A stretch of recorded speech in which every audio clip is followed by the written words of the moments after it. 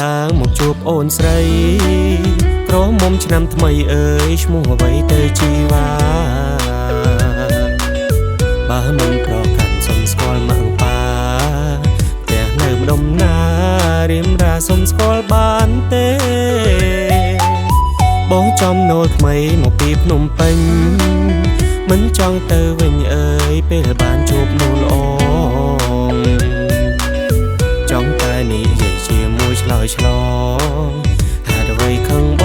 ងបែកខ្នងរួចឆ្លើយហើយក្រមុំស្រុកស្រែស្រង់ដូចដួងខែអូននារីខ្មែរស្រង់ល្អណាស់ស្រីបានជួបនឹងបងកំឡោឆ្នាំថ្មីស្មោះត្រង់ប្រពៃមិនឲ្យពីស័យព្រួយចិត្តថ្ងៃស្អែកជាថ្ងៃវិរៈឡើងសាំងបងសុំពឹងពាំងអើយសុំទៅវត្តដោយសារឡើងទាំងវិហារស្រង់ព្រះថ្វាយការសងជួបជីវ៉ាជាគូស្នេហាគ្រប់ជាតិ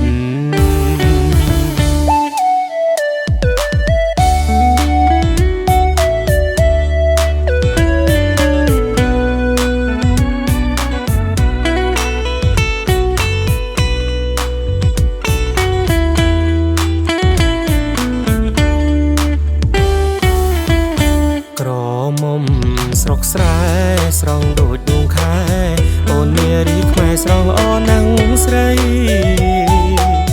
បានជួបនឹងបងកំឡោឆ្នាំថ្មី